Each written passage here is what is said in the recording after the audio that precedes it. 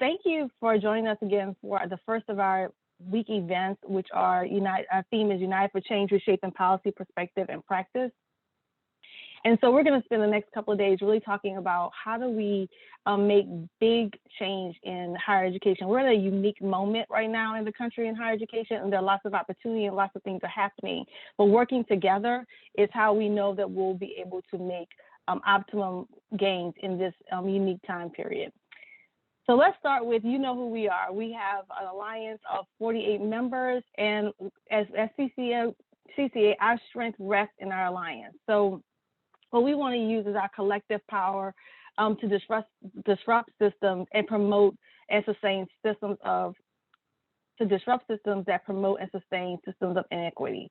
So whether that's intentional or unintentional, one of our priorities is to continue to strengthen the alliance by creating networks and fostering collaborative opportunities across the country. So in the next couple of months, we'll be unveiling a number of things that allow alliance members to engage with one another, share resources, and build on some of our common experiences. So you may notice that this number has shifted. So it used to be 47, and now it is 48. So we are excited to welcome our 48th member to the Alliance, South Carolina.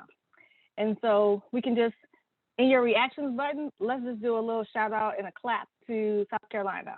And we are just excited that they're joining us. Governor McMaster and the South Carolina higher education community, they've been doing some great work there to advance their efforts and to support students across their state. And the governor and his team also realize that there's a benefit to being a part of a network of peers who are committed to dismantling barriers and promoting student success. So we're looking forward to introducing our members from South Carolina to you all so that they can also participate and learn from all the great work that you all have been doing over the last few years. Our mission hasn't changed. We are committed to being bold advocates, using data to drive evidence-based decisions, and this remains constant. We are advocating for bold moves and strategic decisions to move the needle on closing performance gaps. And so we're looking to work with you all to be able to help the nation achieve more equitable student outcomes. All the work that we do are still rested in these values that we have presented to you before. And we know that you all, some of you have heard this before. This is really just your once a year reminder of all the things that make CCA unique and how it is that we want to partner with you to make sure that you can achieve your attainment goals. We want to remember that students are the center of what we're doing.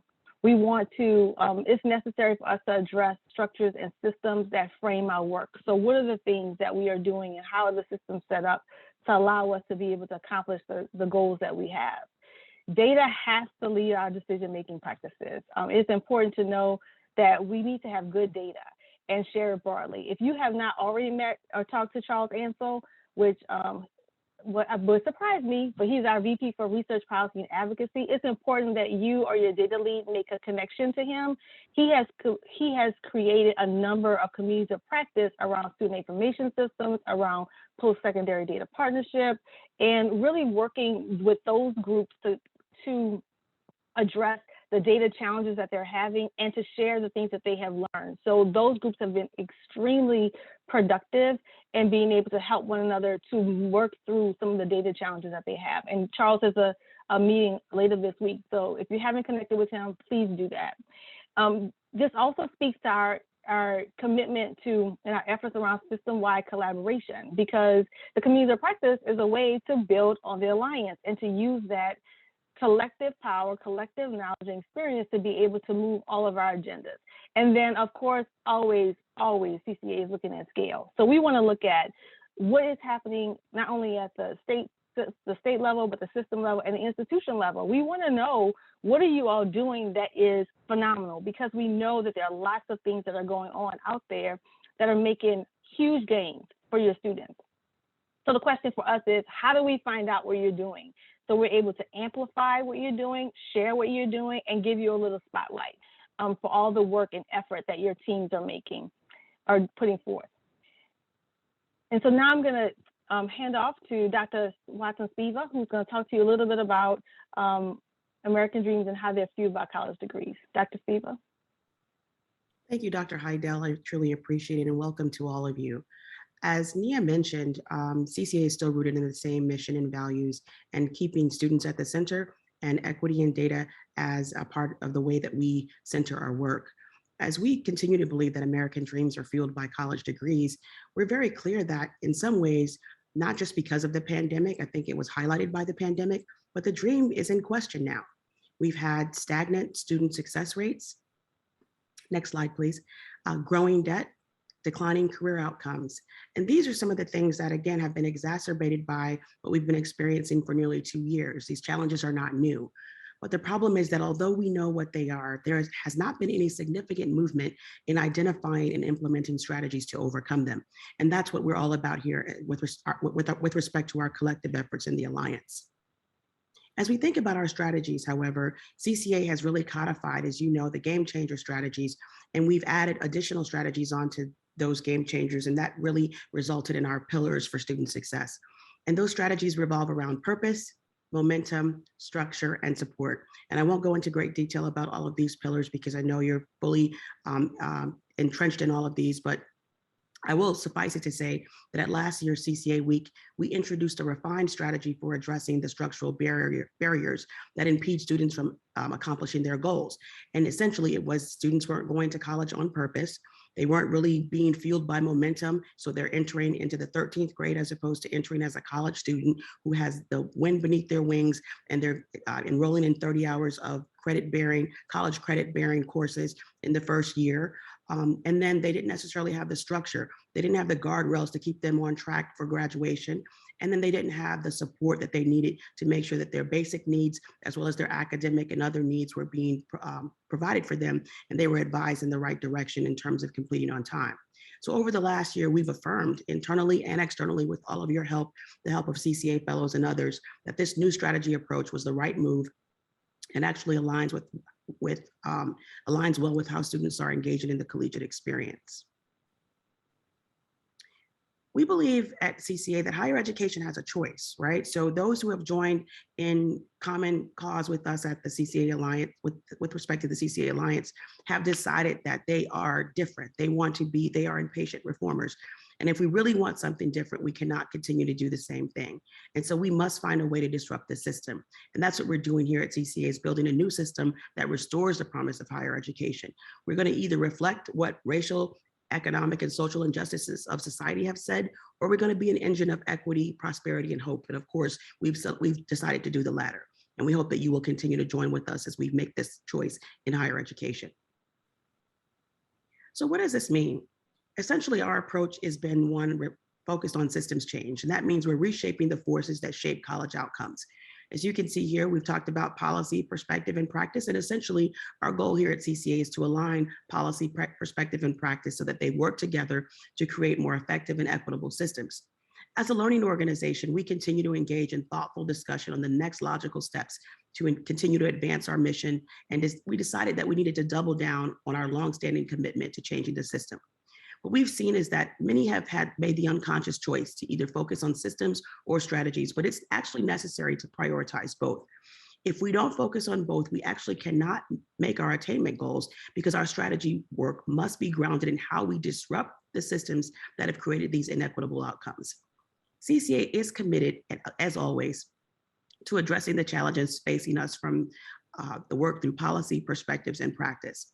When we talk about perspective, we must reevaluate the factors that contribute to our less than optimal student success outcomes and the perpetuation of inequity. So how do we think about our students? How do we think about students' readiness or ability to complete college? Do we think that college isn't for everybody? Do we think that students of color don't belong in college? So what is our perspective around how we approach students and centering students in our work? And then there's practice. We must reimagine our strategies to place the student experience at the center. When we reimagine our practices, we're not doing what we've always done, because if you always do what you're always done, you're going to continue to get the outcomes that you've always gotten. So thinking about the practices that we continue to perpetuate that aren't embedded in any policy or any rule or any law, but are just the way it's always been done, how do we reinvent and reimagine those practices so that we can be more student-centered and actually create more systems change? And then policy. We know that if we want to create sustainable, meaningful change, we must implement policies that directly address the identified barriers. So are we conducting policy audits at the institutional and state levels to understand what are the policies that are actually creating barriers or impediments or unintended consequences that are impeding student success? And then what are those policies that we can embed and enact, like co-requisite support, helping to onboard students onto pathways, engaging students in meta majors? What are those policies that we can embed into policy and ensure that students are actually on the path to completion? There are things that we can do, and this policy perspective and practice approach is the way that CCA has framed our work.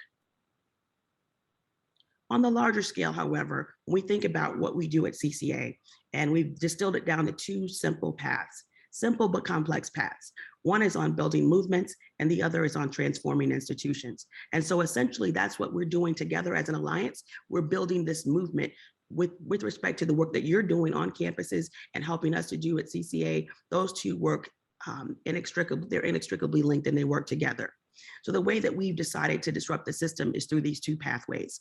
We're building movements because we've been successful at unveiling the problem and rallying our colleagues to join us in building these movements. Two examples of how we've built movements are our leadership in the initial conversations around co-requisite education and 15 to finish. These two initiatives are proof that when we join forces around a common cause, we can actually move the needle and make a change. In terms of transforming institutions, although we work primarily at the state and system level, we understand that the point of change is often at the institution, and that actually informs the work that we do at the state and system level. So we must continue to work with institutional leaders to support the movements we are building and to ensure that they have the tools needed to implement structural change. Now, Dr. Heidel is going to rejoin us to share more about how the CCA team works with our alliance members, all of you, to build these movements and to actually transform institutions. Take it away, Dr. Heidel. Thank you. So you may have seen the hashtag out there that hashtag CCA does the work. And so this is how we go about doing the work, because we believe in putting in the time and the effort to make these things happen. They don't happen, by themselves.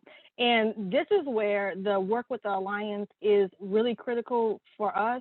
And this is how we really make big change and impact the whole higher education ecosystem. So building movements, we do this in four primary ways. So strategic initiatives. So what does this look like?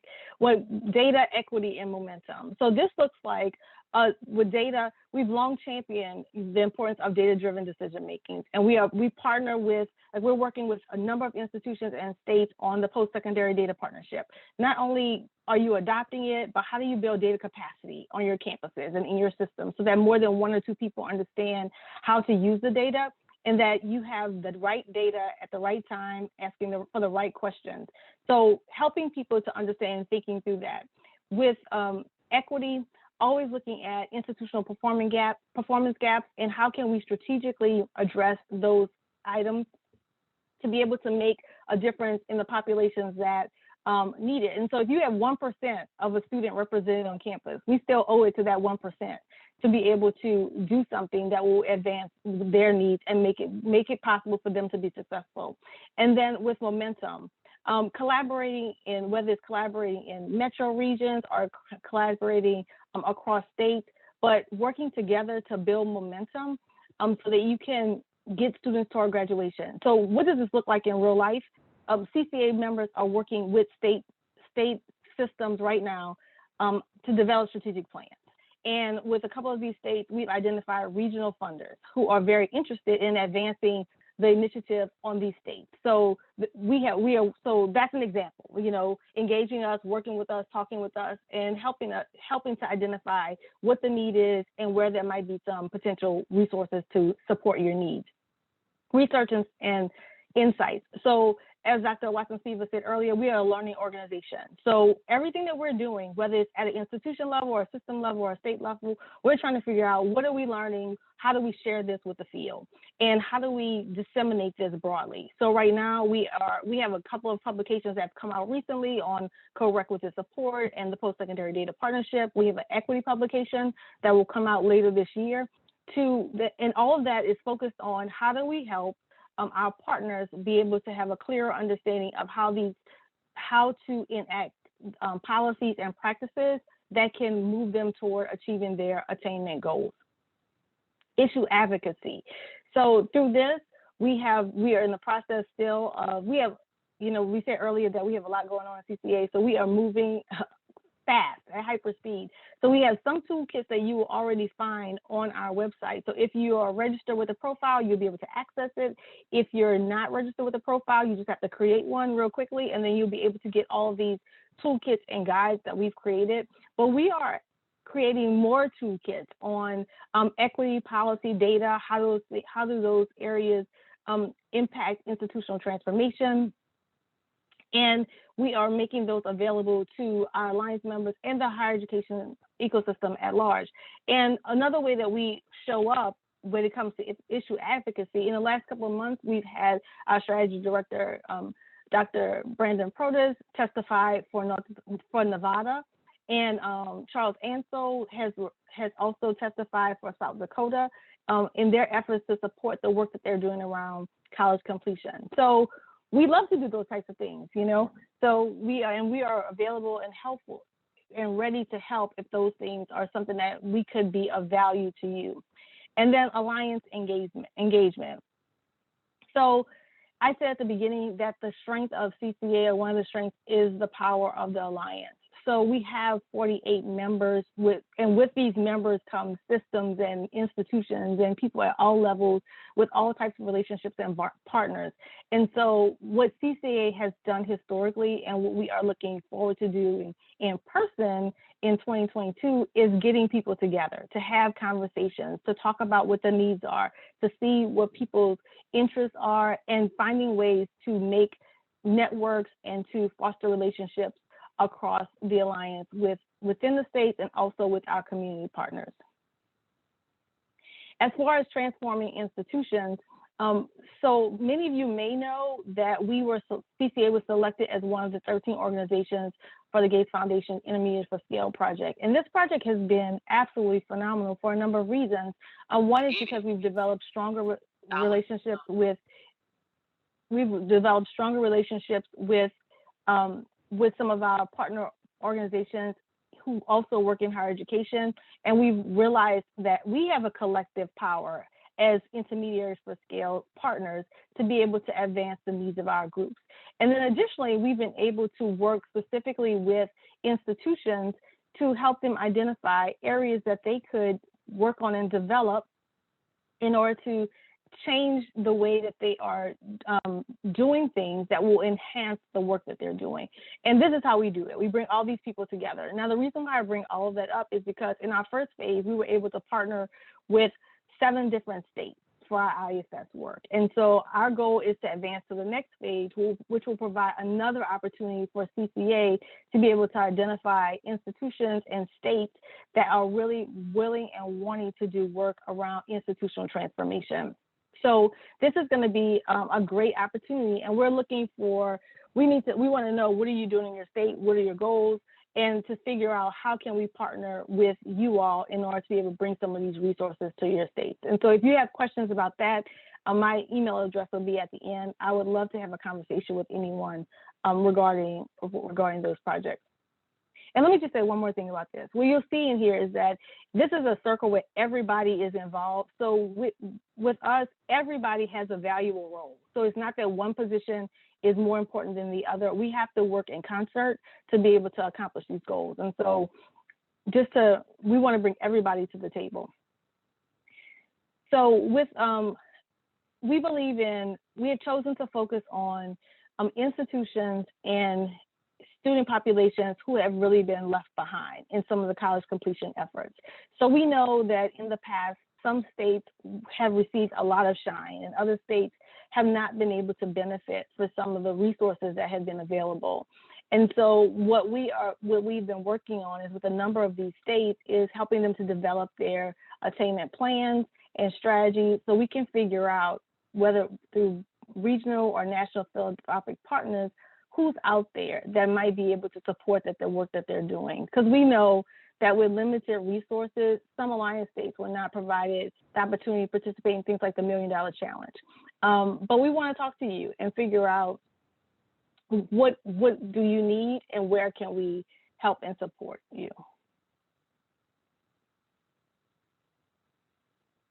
So what are some opportunities for you? So this is how I want to share how we do our work.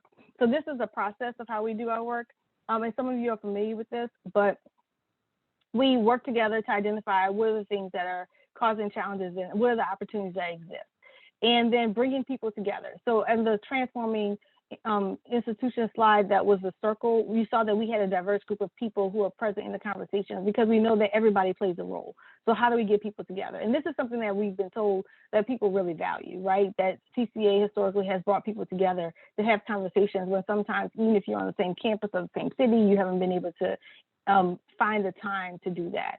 And then as a group, we rally around a shared vision. So you see this with co-requisite support, with 15 to finish, with the work that we're doing on Purpose First, is getting people to understand like this is not something that only like Louisiana needs or only Texas needs, but this is something that is important for all of our students, no matter where they are. And then creating a plan. So good ideas without a plan is just an idea. But how do we take this and move it into something that is actionable and something that we will be able to see actual outcomes? And then once we implement it, we work it and refine it. So continuous improvement, because we know that the same project or plan will not work the same in every environment. And so sometimes that requires us to implement something, try something different, move things around. And so we're committed to also staying in it with you until we figure out what's going to work best for your institution, for your state, for your partners. Okay, and so this is some things that we have coming up that will be opportunities for us to engage with different partners. So digital learning, we have a project that's coming up that just was announced, that's focusing on digital learning infrastructure at HBCUs. And so this will be a great opportunity. It's a new model. So co-designing this work to see how can HBCUs and work with philanthropic organizations and organizations like CCA together to determine what will be needed in order to strengthen digital learning on campuses. We have a project with predominantly Black and historically Black community colleges.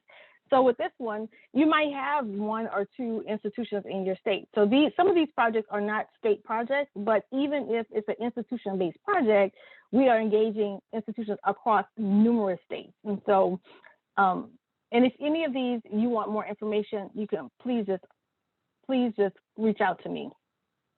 As it relates for Purpose First, we see that there has been a huge push across nationally, especially with the pandemic, around alignment with majors and careers. So how are we engaging the workforce, and how are we making sure that the work that we're doing is going to provide students with the opportunities that they need and desire as it relates to having careers? Developing policies around student success policies around equity. So are we examining our policies and practices to see if every student has the same opportunity to be successful? What does that look like? How do we, and that project it was announced yesterday, will allow us the opportunity to work with 3 states to be able to, our alliance members, to be able to really examine policies and practices and implement some strategic interventions that will support the work that they're doing. And then working on policies that relate to funding models, because if we say student success is what we want, then are we putting the resources where they need to be in order for us to get those outcomes? And then, as I mentioned before, we have quite a few projects going on right now around building data capacity, because what we have seen and what we continue to see is that the institutions and the systems that are going to be able to participate in these projects are going to be institutions and states that are positioned themselves to be able to access their data, because we need to have data to drive decisions. And so I think these particular projects will provide lots of opportunities to build the muscle that you have or could have around data in order to be able to participate in some of these larger projects. And these projects are going to equate to about $6.3 million over the next year and a half, 2 years. And so that's a lot of resources. Now, we know with a number of states that we have that that's not enough for everyone in a sense, but we want you to know that we have been able to secure funding to provide technical assistance. So it isn't a situation where we're going to just sit back and tell you what to do and not help you do it. Like, so now it's a little different. I mentioned at the beginning, we're in a unique moment in higher education. And so we actually are receiving funding to be able to come to your campuses, work with your teams, and help them to build these systems that they'll need in order to be able to accomplish their goals. So this is not money for like CCA, like Dr. Watson-Siva and me. This is money for you all and for the Alliance. And so what the team is trying to do now is figure out who has what projects and needs going on around the country so that we can help to align the resources with the institutions, the systems, the states that need them.